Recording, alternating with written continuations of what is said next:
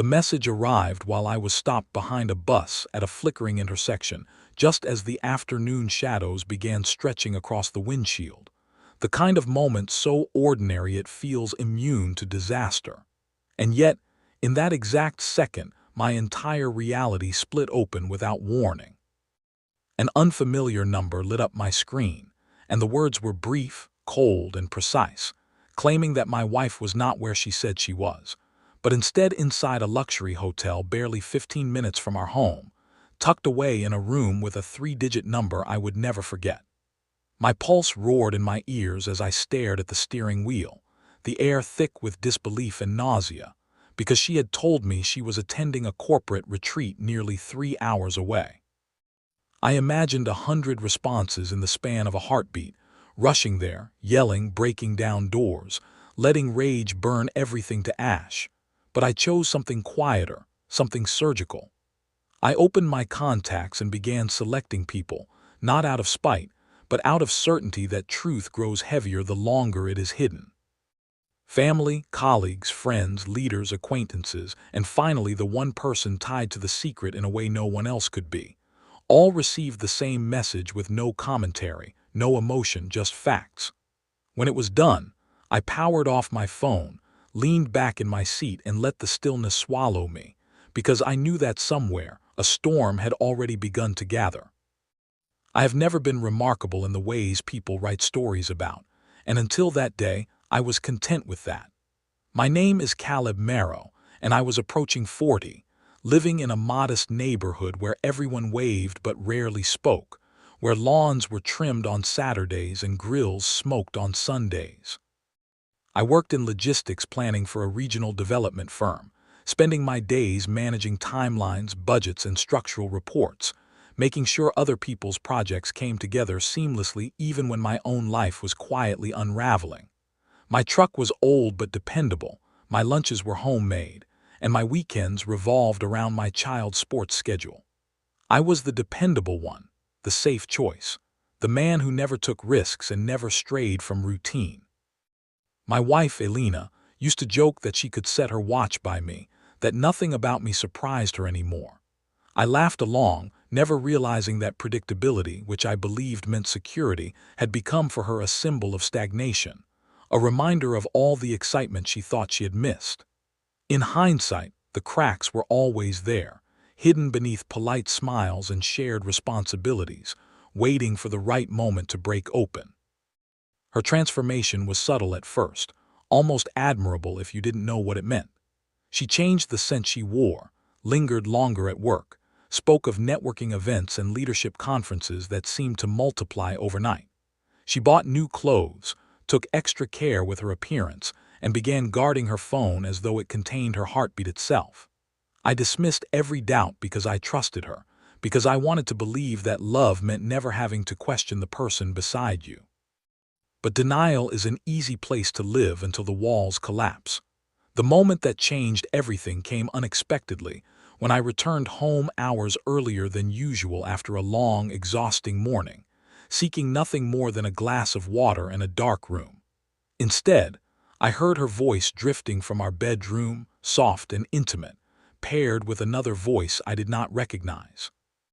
I moved slowly, every step heavy with dread, until I saw her seated on our bed, speaking to a man on her laptop screen with a familiarity that made my chest tighten. The words she spoke were not meant for me, and in that instant the truth became undeniable.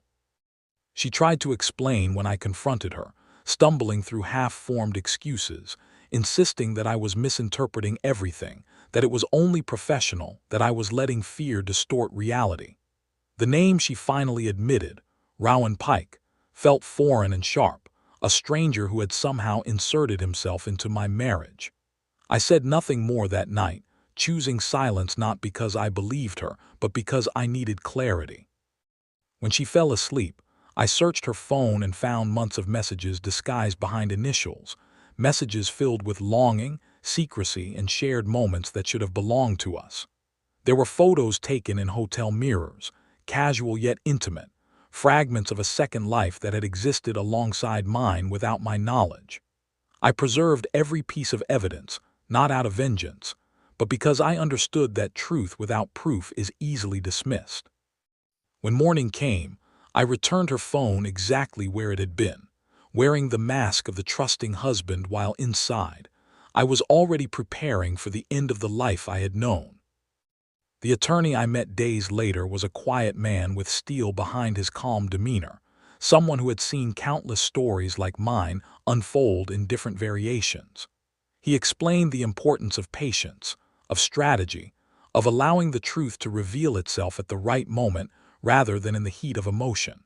He told me to observe, to document, to let her believe she was undiscovered, while we built a foundation of facts that could not be denied. For weeks I lived two lives, the one she saw, full of normal conversations and shared dinners, and the one hidden beneath, tracking patterns, gathering records, noticing how her meetings always led her to the same downtown hotel during the same afternoon hours. A private investigator confirmed what I already knew, capturing images that stripped away any lingering doubt. Each piece of evidence felt like another stone added to a growing weight in my chest, but I carried it because I knew where it would lead. When the anonymous message finally arrived, confirming her presence at that hotel yet again, I did not feel shock, only a strange sense of completion, as though the final piece of a puzzle had clicked into place. Someone else had seen what was happening and decided I deserved to know, and in that moment I realized I was no longer alone in this secret. I chose not to confront her directly, not to shout or demand explanations, but instead to expose the truth to everyone who had unknowingly been part of the illusion. I shared the message with those who mattered most to her, believing that accountability loses its power when hidden.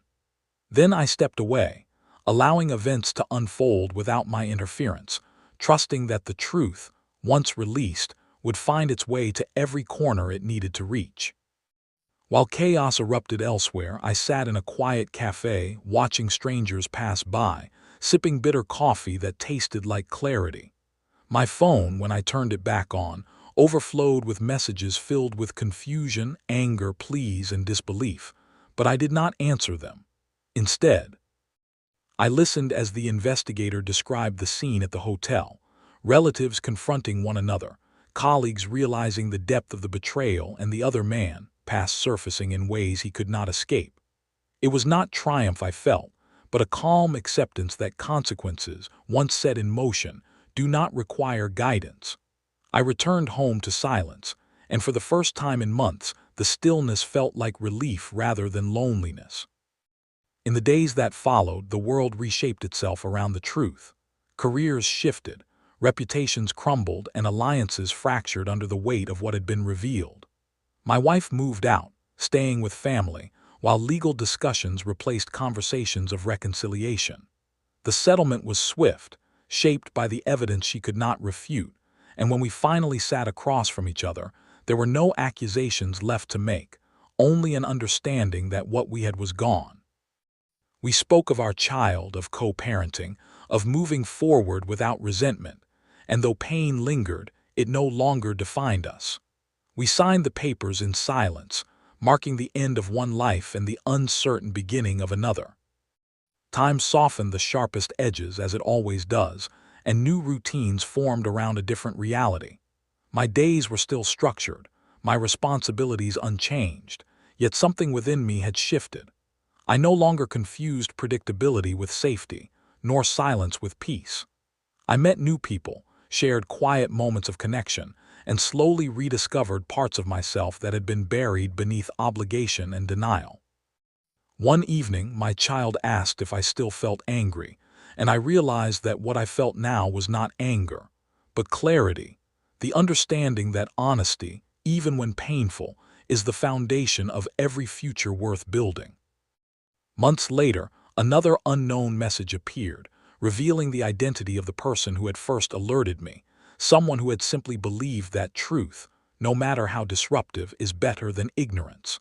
I thanked them, knowing I would never learn more, and that was enough. Their message had not destroyed my life, as some might believe, but had instead given me the chance to reclaim it. I had not sought revenge, only accountability, and in doing so I found freedom. The storm had passed. leaving behind a quieter, stronger version of myself, ready to build again on a foundation that could not be shaken. The weeks that followed felt like standing inside the echo of an earthquake, where the ground had stopped shaking but nothing looked the same anymore, and every familiar object carried a new meaning I had never asked for. Friends reached out cautiously, unsure whether to speak or stay silent, and family members tried to support me without reopening wounds that were still raw. I spent long evenings walking through my neighborhood, listening to the hum of distant traffic and wondering how a life so carefully constructed could collapse so quietly. Yet beneath the sorrow was a strange sense of relief, as though the truth, once hidden, had lifted a weight I didn't realize I'd been carrying. I stopped questioning my instincts and began trusting myself again, understanding that doubt is not weakness but a signal that something needs attention. In that quiet realization, I started to see my future not as a ruined version of the past, but as a blank page, waiting for a story written with honesty rather than fear. My daughter adjusted faster than I expected, adapting to the new routine with a resilience that humbled me daily, reminding me that children often accept reality more gracefully than adults who cling to illusions. Our evenings became simpler, filled with homework, laughter, and shared meals that felt more genuine than any before, as though transparency had replaced tension in our home. We talked openly about feelings, about change, about the importance of telling the truth even when it's uncomfortable. And in those conversations, I found a deeper connection with her than I had known before. She became my compass, guiding me forward when I felt uncertain, and through her eyes, I learned that endings are not failures but transitions, necessary steps towards something new and unknown. Work became a refuge, not as an escape, but as a place where structure and purpose grounded me when emotions threatened to overwhelm. I approached each project with renewed focus, seeing in blueprints and schedules a reflection of my own life. Plans can change, foundations must be strong, and every structure needs maintenance to endure. Colleagues noticed the difference, though few knew the cause, and their respect grew as I carried myself with quiet confidence rather than guarded resignation. It was not productivity that healed me, but the understanding that rebuilding requires patience, intention, and the courage to start again even when the outcome is uncertain. Occasionally, memories of my former life surfaced unexpectedly, triggered by a familiar song or a place we once shared. But instead of pain, they brought a bittersweet gratitude for what had been and what I had learned. I no longer wished to rewrite the past or undo the choices that led to its end, because they had shaped the strength I now carried. I understood that betrayal does not define the betrayed. It reveals the value of integrity and the necessity of boundaries. In accepting this, I let go of resentment and embraced forgiveness, not for her sake but for my own peace. New connections formed naturally as I allowed myself to be open again, meeting people who valued authenticity over appearances and who understood that life's most meaningful moments often arise from vulnerability. Conversations flowed without pretense, built on shared experiences and mutual respect, and though I remained cautious, I no longer feared intimacy. Each interaction reminded me that trust is not given blindly, but earned through consistency and care, and that love, when rooted in truth, can grow even after the deepest disappointments. One afternoon, while watching a soccer game from the sidelines, I found myself laughing freely for the first time in what felt like years, surprised by the lightness in my chest and the ease with which joy returned when I stopped resisting it. The world, once heavy with suspicion and sorrow, seemed brighter, filled with possibilities I had never considered. I realized that healing is not a destination but a continuous process, one that unfolds quietly as you choose to move forward instead of looking back. At night, when the house was still, I reflected on the journey that had brought me here, acknowledging both the pain and the growth it inspired. I recognized that strength is not found in control, but in acceptance, in allowing life to change you without breaking you. Through loss, I gained clarity. Through truth, I found freedom. And through courage, I reclaimed my sense of self. The anonymous message that once shattered my world became a symbol of transformation, a reminder that honesty, even when delivered unexpectedly, can be a catalyst for renewal. I never sought to uncover the sender's identity, understanding that some acts of kindness are meant to remain faceless, leaving only their impact behind. Their words had given me the opportunity to face reality and choose a path grounded in authenticity, and for that, I was grateful. As seasons passed, I built new traditions, celebrating milestones both small and significant, each one a testament to resilience and the power of new beginnings. I discovered that life does not end when a chapter closes. It simply invites you to turn the page and continue, armed with the wisdom gained from experience. The future no longer frightened me, because I had learned to trust myself and the values that guide me forward. In the end, I understood that truth, once revealed, cannot be undone, but it can heal, inspire, and transform in ways that silence never could. I no longer measured my worth by someone else's choices, nor did I seek validation from those who failed to see my value. I moved ahead with confidence, knowing that every step taken with honesty leads to a life lived fully, and that sometimes the greatest act of courage is choosing to begin again.